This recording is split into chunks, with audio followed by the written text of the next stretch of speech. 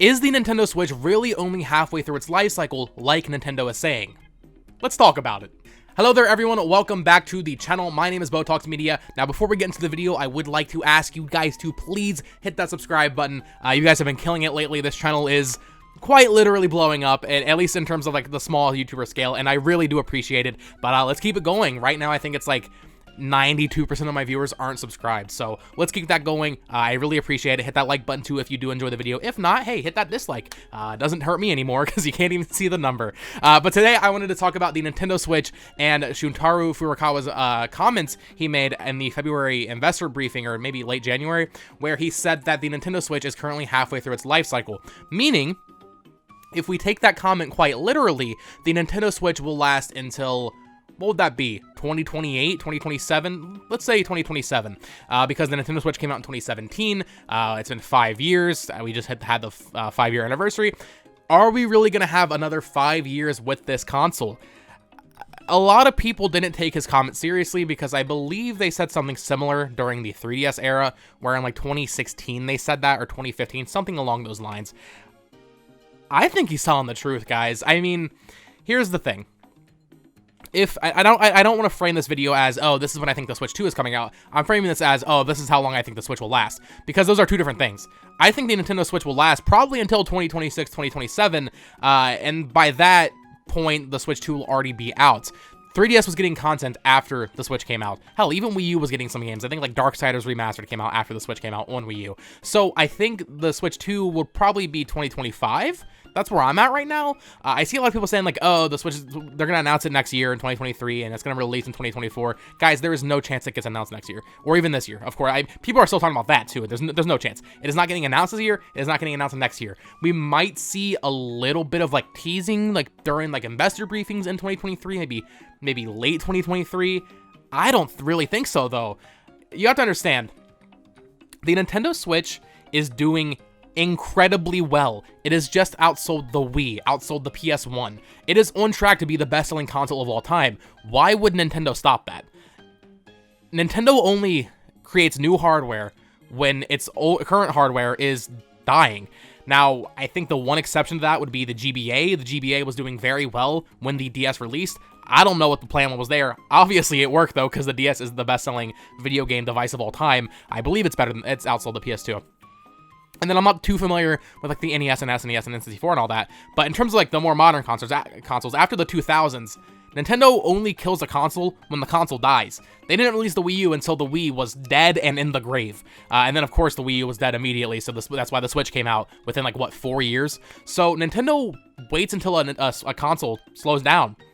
Guys, the Nintendo Switch is doing better and better every year. 2021 was its best year. There's no reason to make a new console.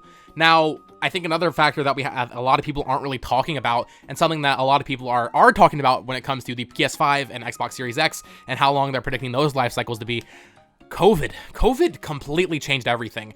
When I say it feels like 2019 was last year, I genuinely mean that. And I feel like it's kind of probably the same for that company being Nintendo. 2020 and 2021 were fantastic years for Nintendo in terms of sales, in terms of hardware sales, in terms of software sales, of course, with Animal Crossing through both years. But it feels like they didn't matter. It feels like normally that was when the Switch should have slowed down. Based on other console life cycles, 2020, late 2020 to 2021 was when you should have seen a decline. That didn't happen. So I think COVID played a major factor in the fact that the Switch is currently only halfway through its life cycle. That's what I'm trying to say here. And that's why I think the PS5 and Series X are probably going to last until 2030. Maybe 2028, you know, in that range, though. 8 years. That's about as long as the PS4 lasted. I think we're going to see that with the PS5. Not that this is a PS5 video, and Series X, of course. Series X might be a little different because Microsoft, I don't know what they're doing. But Nintendo, I think, is doing the same thing. I think because of that pandemic that we're still going through, the Switch feels new still. I know it's super outdated tech, but I play that Kirby demo and I'm like, man, they really are making the most of this console in terms of hardware. I know there's like all the enemies in the background have lower frame rate. Man, that's semantics. The game looks amazing and runs really well. Elden Ring, I'm playing that on PS5. Bro, the pop in that game is worse than anything I've ever seen. Amazing game of the year, absolutely. All games have technical issues, so it's a little unfair to say like, oh, the Switch games have technical issues just because it's old hardware. Granted, that doesn't help, but yeah, anyway. So, yes, I think the Switch is doing great right now. Not that I don't think that, I know that, because we have the numbers, and I just think that people need to set their expectations straight for when we're getting a new console, or I should rephrase that, when the Switch will die. It's going to be a while, guys. Now, previously, of course, last year we got the Switch OLED, people were speculating, oh, where's the Switch Pro?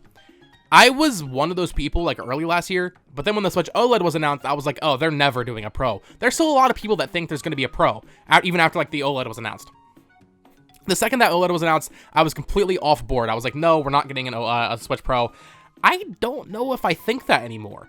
I feel like for Nintendo, it would maybe make sense to do this. Now, I've been a long-standing supporter or predictor, I guess, that they will do a Switch Lite OLED or some sort of new Switch Lite. Of course, people were always speculating that they might do a Switch dock only, where it's like a $100 box that basically, where you can't take it portably. Those are all possibilities. But a Switch Pro that is actually more powerful and has exclusive games like the new 3DS is something that I kind of written off. But if the Switch is only halfway through its life cycle, man, I don't know anymore. Maybe not exclusives. Maybe they won't go that hard, like with the new 3DS, even though there was only, what, one Nintendo published, or two, because of Fire Emblem Warriors and Xenoblade Chronicles, of course. Maybe they won't go to that extent. Maybe Metroid Prime 4 won't be exclusive, or you know, that's just an example.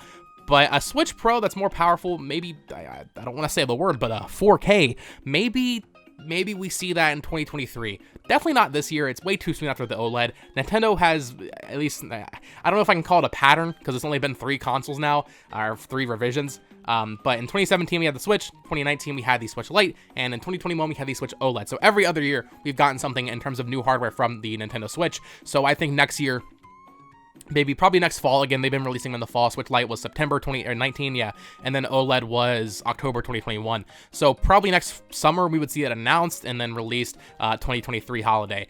But then you have to, of course, factor in the chip shortages and all of that stuff. So there's obviously many factors here. It's not just, oh, we want Switch Pro out, let's release Switch Pro.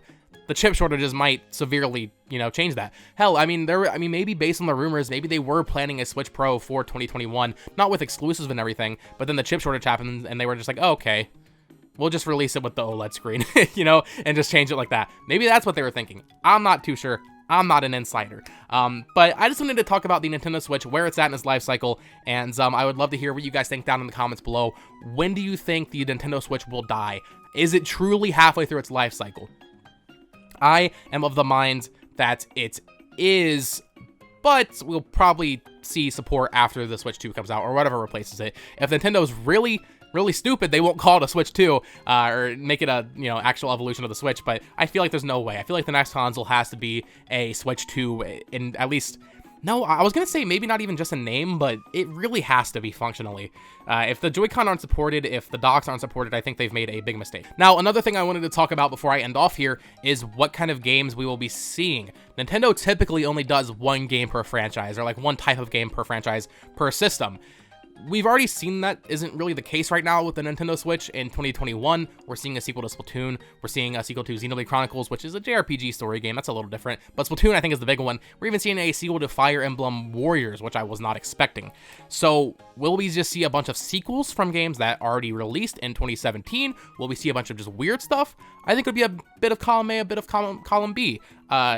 I was of the mind that we probably wouldn't get a new 3D Mario on the Switch. I think there is zero chance that does not happen. I think we will absolutely get a new 3D Mario on the Switch. Maybe not Odyssey 2, but something like that. We already kind of got that with Bowser's Fury, to be fair, but I think a new fully, you know, fleshed out 3D Mario, or maybe it's true that they're working on a Donkey Kong game. Whatever the case, I think that team will release a new game on the Switch.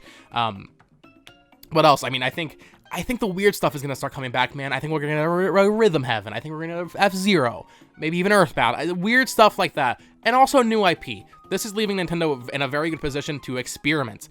Maybe more stuff like Ring Fit or Labo. I mean, I think that's pretty likely, given they release something like that every year. So, yeah. Let me know what kind of games you think Nintendo's going to release in the next 5 years on the Switch, if it really does last another 5 years. I think they have to start kind of branching out. They can't just have...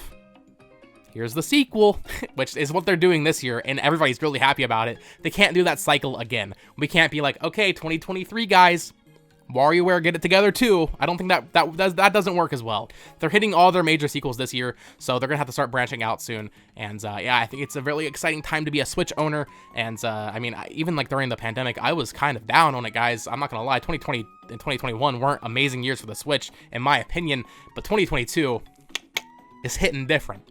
But if you guys enjoyed this video, of course, like I said at the top of the video, please subscribe and share it around with your friends. I really do appreciate it. I really do appreciate all the support I've been seeing recently. It's all thanks to you guys. And the YouTube recommended page. Can't forget the YouTube recommended page, because that definitely hit my channel hard this past week. But yeah, there you guys have it. Thank you so much for watching. Bye bye.